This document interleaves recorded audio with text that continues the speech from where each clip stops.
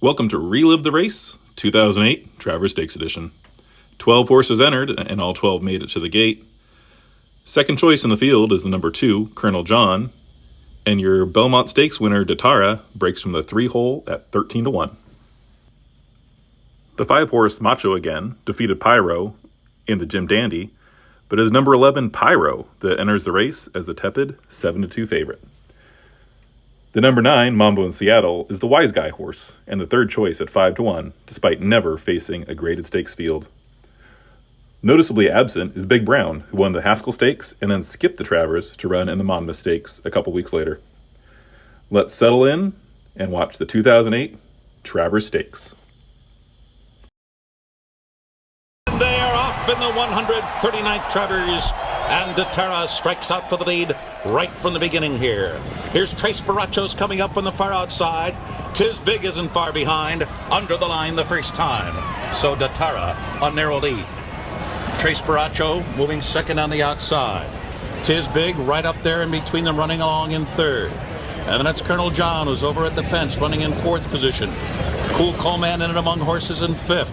Macho Again is sixth, only about 4 lengths from the early lead. Court Vision is seventh, and Harlem Rocker the Gray is eighth. Pyro ninth toward the inside. Then Mambo in Seattle in a big break. Back to Amped, who's well behind the rest. It was a 23-4 opening quarter mile for the Belmont winner, Datara, who takes the field into the backstretch run for the Travers. On the outside is Tis Big, prompting the pace in second. And then it's Cool Coleman running along in third. Colonel John is fourth. Tail of Acati has room to run through on the inside, fifth. After the half mile and a sensible 48 seconds flat. Tres Barachos back to sixth. Macho Again is seventh, and he's only 4 lengths from the lead with 4.5 furlongs to go.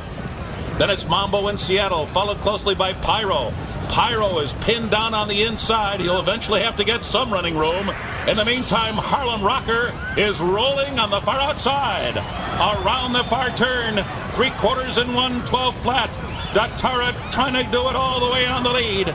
Tis Big still pressing harder, but a length and a half behind in second. Alan Garcia full out on Datara as the field turns for home. Tail of Acati comes through on the inside.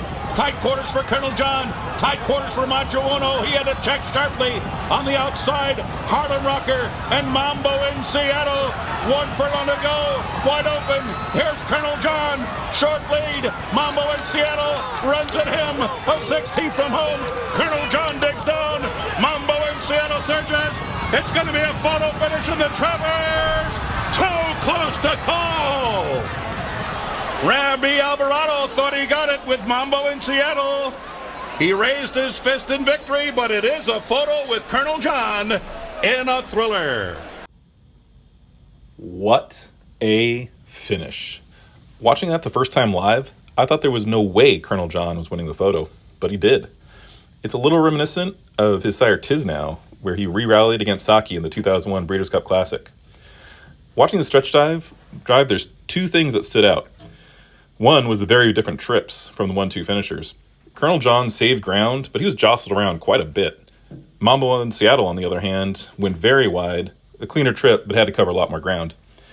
The other thing is, the field was pretty bunched up as they turned for home, but when they hit the 16th pole, Mambo in Seattle and Colonel John really separated themselves from the field. They both wanted to win this race.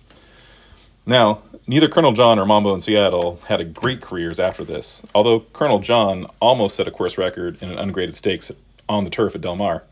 The big horse from this field winds up being the 6th place finisher, Court Vision, who won a bunch of graded stakes on turf, including the Breeders' Cup Mile. Thank you for watching Relive the Race, 2008 Travers Stakes Edition.